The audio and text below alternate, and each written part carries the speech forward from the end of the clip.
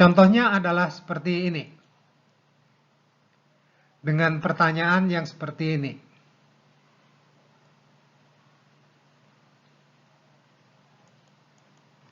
Kita lanjutkan. Inilah atribut dari distribusi samplingnya.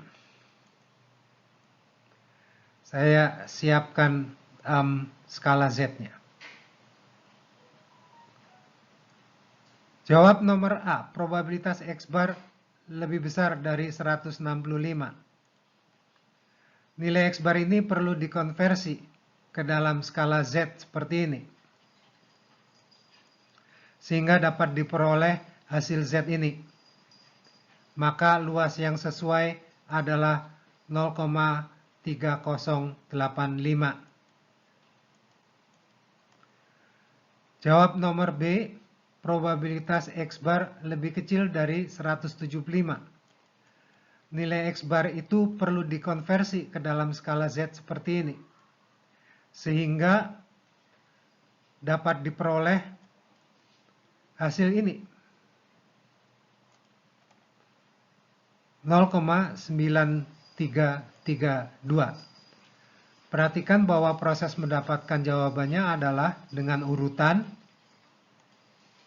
berdasarkan X bar, kita lakukan konversi ke dalam skala Z, kemudian dicari luas di bawah kurva yang sesuai. Kita lanjutkan.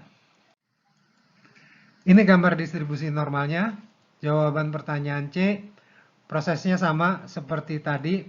X bar dikonversi ke skala Z, baru tetapkan luas yang sesuai berdasarkan nilai dari ujung kiri kurva.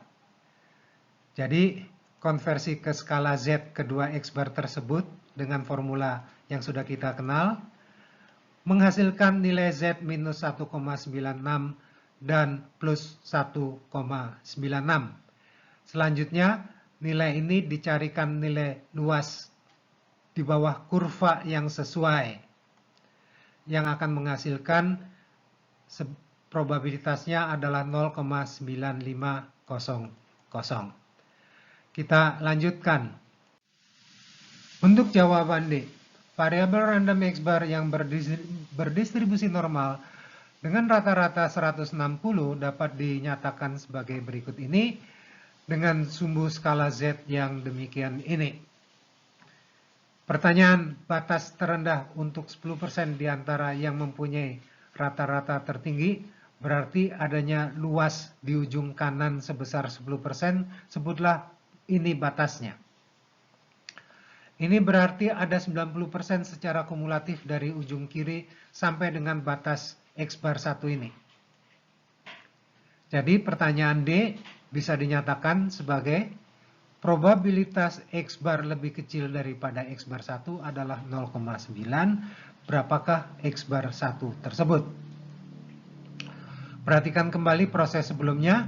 Kita mempunyai nilai tertentu dari variabel random X bar berdistribusi normal yang nilainya dikonversi ke dalam skala Z untuk mendapatkan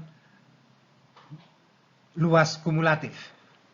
Sedangkan sekarang kita mempunyai luas kumulatif dan ingin mengetahui X bar yang memilikinya. Maka sekarang prosesnya akan harus terbalik. Dari luas kumulatif dicari nilai Z yang sesuai. Katakanlah itu adalah Z1 untuk bisa ditetapkan nilai X bar satunya. Sesuai tabel, luas kumulatif yang paling dekat dengan 90% adalah milik Z sebesar 1,28 ini. Sehingga nilai Z1 adalah 1,28. Berdasarkan nilai Z1 yang 1,28, dapat ditetapkan nilai X bar 1 tadi. Berdasarkan persamaan ini.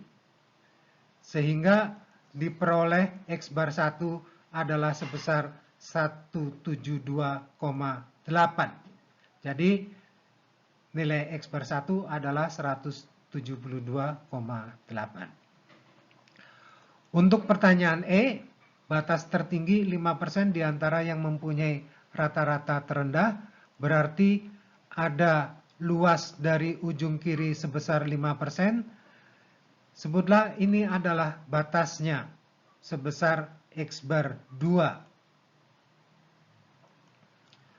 Jadi pertanyaannya bisa dinyatakan sebagai probabilitas X bar kurang dari X bar 2 adalah 0,05. Dengan proses yang sama, sesuai tabel luas kumulatif 5%, paling dekat adalah milik Z sebesar minus 1,64. Jadi nilai Z2 adalah minus 1,64. Berdasarkan nilai Z2 yang minus 1,64 ini, dapat ditetapkan besarnya X bar 2 tadi. Berdasarkan persamaan ini, sehingga diperoleh X bar 2 adalah sebesar 143,6. Jadi besarnya X bar 2 adalah 143,6. Kita lanjutkan.